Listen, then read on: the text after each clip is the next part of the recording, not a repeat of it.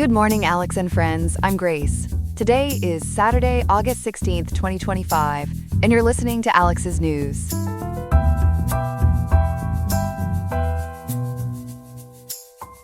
The weather in Riverside today will see a high of 86.3 degrees, with the low dipping to 65.0 degrees. It looks like a great day to enjoy some outdoor activities or just relax.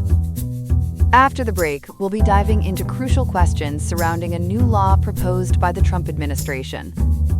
We'll explore concerns about whether this new legislation could potentially lead to reductions in Medicare benefits, an issue affecting millions of Americans. Then, we turn our attention to California, investigating what exactly is driving the double-digit hike in health insurance costs across the state. We'll break down the complexities behind these rising premiums and what they mean for consumers. All these important stories and much more coming up on Alex's News. Don't go anywhere.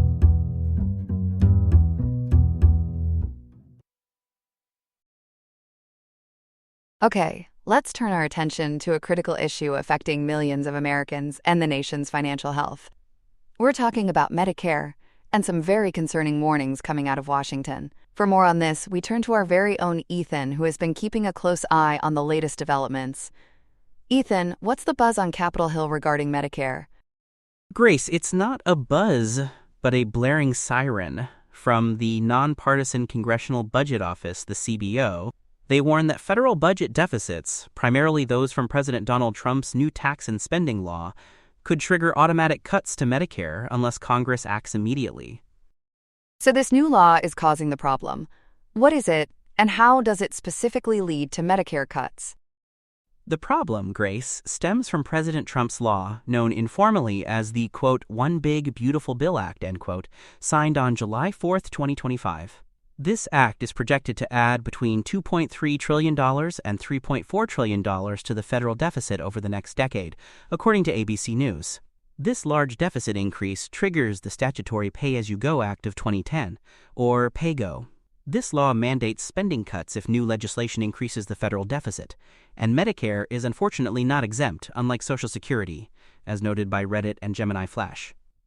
It is a fiscal tripwire. A tripwire, indeed. What kind of cuts are we talking about for Medicare if this is triggered?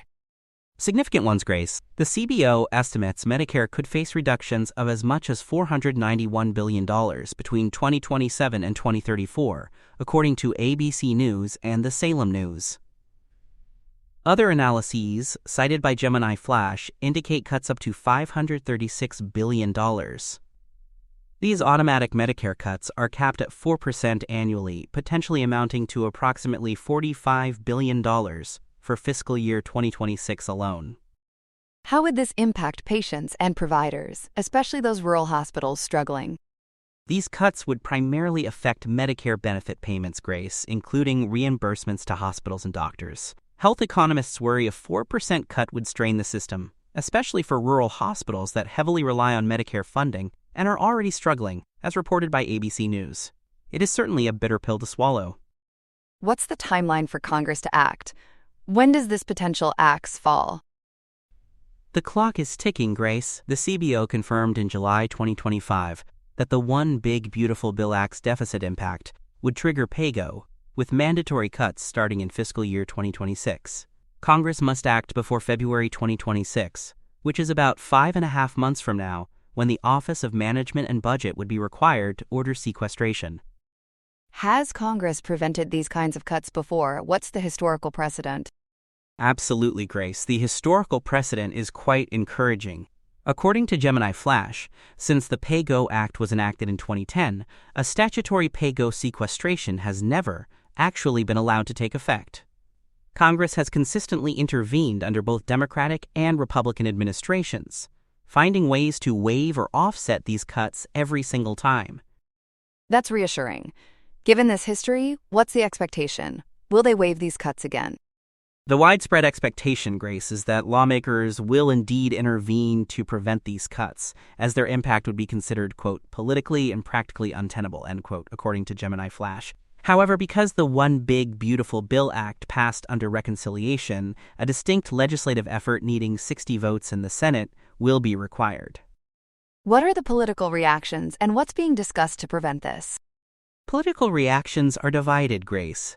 Democrats, like Representative Brendan F. Boyle, criticize Republicans for tax breaks leading to Medicare cuts. Republicans, including President Trump, pledged no Medicare cuts, arguing economic growth and pointing to rural hospital funding, as reported by ABC News. As for solutions, no formal proposals specifically targeting these PAYGO cuts are on the table yet. However, discussions are ongoing about urgent congressional action. Medical associations, such as the American Medical Association, are also campaigning to, quote, fix Medicare now, end quote, and support legislation to prevent payment cuts, according to Gemini Flash. Ethan, that was a truly comprehensive and clear breakdown of a very complicated issue. Thank you for making sense of it all for us. We appreciate you keeping an eye on Washington and bringing us the latest. That was Ethan with our first story of the morning.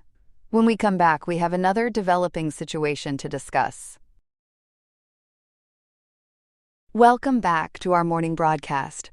We continue to keep you informed on vital issues impacting your wallet and well-being. Today, we turn our attention to healthcare costs, specifically for Californians who purchase their insurance through Covered California. Many are in for a significant financial hit next year. For more, we go to our reporter, Chloe. Chloe, what is the latest on this looming premium hike? Grace, it is an alarming situation for many families across the Golden State. According to LAist, Californians buying health insurance through Covered California, the state's Affordable Care Act marketplace, face an average premium increase of 10.3% for 2026. This marks the first double-digit hike for the exchange since 2018, currently serving approximately 1.7 million people. A 10.3% jump, that is quite a leap. What is behind this significant increase? Is it just general inflation? While general inflation plays a part, it is more complex, Grace. Covered California Director Jessica Altman, as LAist reports, attributes this to a quote, confluence of factors. The largest is rising healthcare and pharmacy costs. Insurers anticipate an 8% annual rise in healthcare expenses. 8%? That seems quite high. Can you elaborate on why those costs are climbing so sharply? Yes, this 8% rate aligns with recent accelerations. For example, CMS.gov reported a 9.4% increase in personal healthcare spending in 2023. Factors include an aging population, increased service utilization, and the growing use of expensive pharmaceuticals like Ozempic and Wegovy. General inflation also means higher wages for healthcare workers. As LAist notes, these costs are getting a real shot in the arm. That certainly adds up, but I also remember hearing something about federal subsidies. Are those playing a role here? They are, Grace, and it is a major piece of this puzzle. The expiration of enhanced federal subsidies contributes approximately 2% to California's projected 10.3% rate hike, according to LAist. These premium tax credits, enacted during the pandemic, significantly boosted ACA enrollment nationwide, with over 90% of enrollees using them. So what is happening with these subsidies? Are they just disappearing? That is the worry. These enhanced subsidies are scheduled to expire on December 31, 2025. As of today, August 16, 2025, that is 137 days from now. According to Congress.gov, they have not been reauthorized. President Donald Trump's One Big Beautiful Bill Act, signed into law on July 4, 2025, explicitly did not include an extension. Without reauthorization, California stands to lose an estimated $2.1 billion in consumer subsidies, impacting all 1.7 million enrollees. $2.1 billion. That is a significant amount of money that will now need to come out of consumers' pockets. What happens if these subsidies truly disappear? It could be a double whammy for consumers, as health insurance agent Ariana Brill told LAist. Rates go up, and assistance goes down. This significantly increases out-of-pocket costs.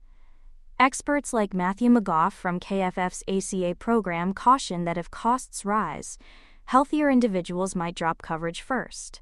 This leaves a sicker, more costly pool for those remaining, which in turn drives premiums even higher. So how is California planning to mitigate this? Is the state stepping in to help?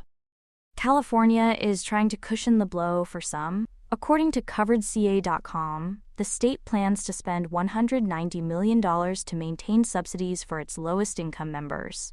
This aims to keep monthly premiums comparable to 2025 levels for these individuals. However, this state investment covers only a fraction of that estimated $2.1 billion federal funding gap, as reported by LAist.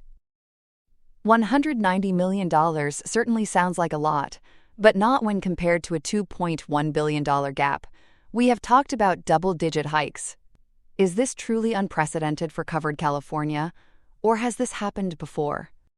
That is a great question, Grace. While the 10.3% increase is being framed as the first double-digit hike since 2018 by LAist, it is not entirely unprecedented. For example, according to coveredca.com, premiums increased by 13.2% in 2017 and 12.5% in 2018.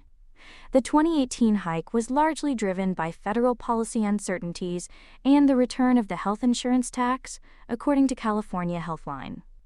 So this 2026 increase appears to be more of a reversion to historical trends, especially after a period of unusually low increases, helped by those enhanced federal subsidies. It sounds like a challenging time for many Californians trying to navigate their healthcare options. Chloe, thank you for breaking down these complex factors for us. It is certainly a tough pill to swallow for consumers. You are welcome, Grace. We will continue to follow this story as open enrollment approaches in the fall. Here are some other headlines. A tragic update from South Asia, where a wave of catastrophic flash floods and cloudbursts has claimed more than 300 lives across India and Pakistan. Triggered by torrential monsoon rains, the deluge has washed away entire villages and triggered massive landslides. The hardest-hit area is Pakistan's Khyber Pakhtunkhwa province, with the district of Buner alone accounting for at least 184 deaths. In a related tragedy, a rescue helicopter crashed in the region due to bad weather, killing all 5 crew members. Across the border in Indian-administered Kashmir, at least 60 people, many of them pilgrims, were killed in a remote Himalayan village. Survivors have described the terrifying force of the water as feeling like the end of the world. Rescue efforts are being severely hampered by destroyed roads and bridges, forcing crews to proceed on foot. Experts are linking the increasing frequency of these deadly cloudbursts to climate change, as rising temperatures allow the atmosphere to hold more moisture, leading to more intense rainfall. Meanwhile, tensions are running high as the Colorado River runs low. A grim new federal forecast, described by some experts as, is intensifying water negotiations among the 7 states that depend on the river.